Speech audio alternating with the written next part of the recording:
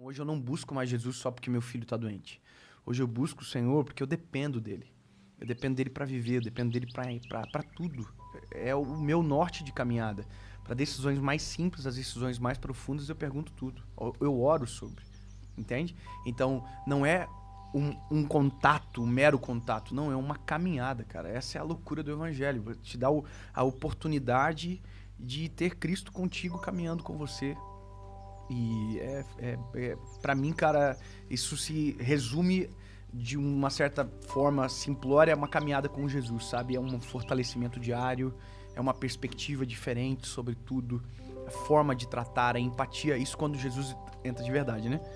Porque também tem muita gente que fala, eu sou cristão, mas não manifesta os princípios do evangelho, não tem amor na fala, não tem amor na prática, né? Que é triste, né? E dá pra um cara manifestar esse amor aí sem saber?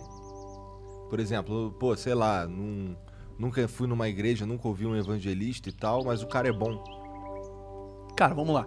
O ser humano por si só, ele é mau. A gente precisa de Deus. A nossa natureza não é boa. O fundo não é. Porque até aquilo que a gente faz de bom, às vezes a gente faz com a intenção errada. Sabe? Então, por exemplo, tem uma parábola, que é a parábola do filho pródigo. Vocês já devem ter ouvido alguma vez na vida, né? É uma parábola bem corriqueira do evangelho. Que fala do filho que foi embora, pediu a herança do pai e foi embora. Na mesma parábola, fala do filho que ficou em casa.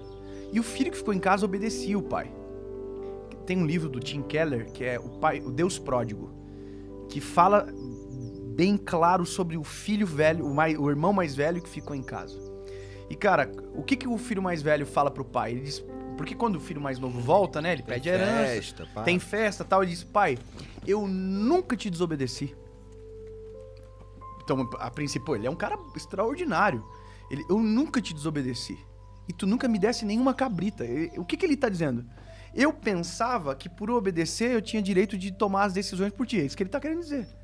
Entende? Então, o que obedece pelas razões erradas não muda nada, no sentido de que quando é só Deus que pode transformar de verdade a natureza do nosso coração. Entendeu? Então, o homem por si só, cara, a gente é mau. A história bíblica diz isso. A gente começa lá no princípio. O erro, entende? Então a gente precisa, cara, precisa do Senhor. E aí você também se responsabiliza muito mais. Por exemplo, eu vou falar pra vocês, eu tô aqui hoje, né? Tem gente orando por mim. Eu orei ontem, eu fui ter o meu momento com o Senhor, eu orei e falei, Senhor, me dá sabedoria do que eu vou falar, guia o meu coração. Falei algumas coisas pro Senhor sobre isso, sobre esse nosso momento. Por quê? Porque o que eu faço aqui repercute ou de maneira positiva ou de maneira negativa. Por quê? Porque não é o Dave. A minha mensagem que eu carrego é muito mais importante do que eu. É muito superior a mim. Entende? Então, como eu carrego uma mensagem e eu sou conhecido pela mensagem que carrego, não pelo nome ou pela imagem, mas pelo que eu carrego, eu tenho que ter muita responsabilidade por isso. Então, por isso que eu digo, o evangelho, cara, ele transforma de verdade quando você permite que ele entre também de verdade no teu coração. Tu conhece o Jordan Peterson? Jordan Peterson, já ouvi falar. Esse foi o cara que acho que teve meio que o trabalho que você representa pra muita galera. Foi o cara que me mostrou o caminho pra eu ter uma transformação ao ponto de eu acreditar em Deus. Porque a minha origem, meu background, minha mãe é espírita, né? Então eu ia no centro espírita quando era mais moleque, mas parei. E depois que eu parei, eu virei... Sabe aqueles ateus revoltados? Odeia o universo e a vida e acha que tudo é injusto e não sei o quê. E eu fiquei com essa mentalidade durante muito tempo. Por quê? O que desencadeou? Foi alguma coisa ruim que aconteceu? Olha, a minha infância não foi das melhores, assim, entendeu? Então eu sempre tive muitas coisas que eu tive que lidar e eu achava a vida bem injusta. Em algum momento você culpou Deus por tudo ou quis que não existisse?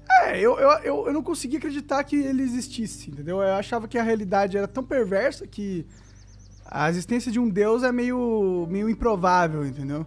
Só que com o tempo eu fui, sei lá, eu saí daquela situação merda que eu tava e consegui respirar um pouco, mas mesmo assim eu não acreditava, entendeu? E aí eu caí de novo, fui pra uma situação merda de novo, entendeu? E aí foi nesse momento que eu tive um pouco dessa transformação.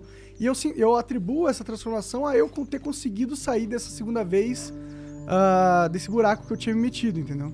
E foi o Jordan Peterson que meio que me apresentou a lógica pelo qual eu acredito hoje em Deus. Porque pra mim era muito difícil acreditar em Deus. É aquela questão, você pode até sentir que ele existe, mas precisa na sua mente um caminho racional pra você entender como que ele pode existir tanto sofrimento ao mesmo tempo. Como que você pode acreditar que existe um propósito e um bem maior quando você olha pra uma terra cheia de gente perversa e de injustiças e maldades. É difícil acreditar, entendeu? A minha perspectiva de análise sobre isso é o contrário. Por haver tanta perversidade, é que existe necessidade de existência de um Deus. Para equilibrar, para mudar as coisas. A necessidade com certeza se prova aí. Mas aí, beleza, a necessidade. Mas a perversidade desse sistema, ele é justamente pela maldade do nosso coração sem o Senhor com a gente. Entendeu? Então, se você olha, por exemplo, todos os problemas que geram todas essas injustiças e calamidades no mundo, elas não foram geradas por Deus. Foram geradas por homens sem Deus. Entendeu? Então é dessa perspectiva que eu analiso. E entendo a análise, porque se você não tem uma apresentação correta a Jesus, e você é apresentado primeiro a todo o caos, você não consegue voltar às vezes. Porque a minha mãe falava um monte de coisa, a religião falava um monte de coisa, mas aí eu via as próprias pessoas que falavam essas coisas boas sendo ruins. Cara, isso... Eu vou falar, mano. A maioria das pessoas que tem problema com a fé, não tem problema com Deus. Tem problema com os seus representantes. Tem gente que fala que Jesus é legal, ruim é o fã-clube. Meu Deus do céu. Prega, mano, prega isso aí. Cara, às vezes é o fã-clube. Eu vou te falar uma parada, mano. Eu vou contar uma história. Isso é rapidão. Eu tô vendo um vídeo de uma cantora secular cantando um louvor, certo? Cara, quando eu olhei aquilo, eu falei comigo, mano, glória a Deus, cara, glória a Deus. Falei, mano, que maravilha, que alegria, pô, o evangelho tá chegou nela e agora tá chegando nas pessoas que acompanham ela. Top. Aí, cara, eu fui ver os comentários.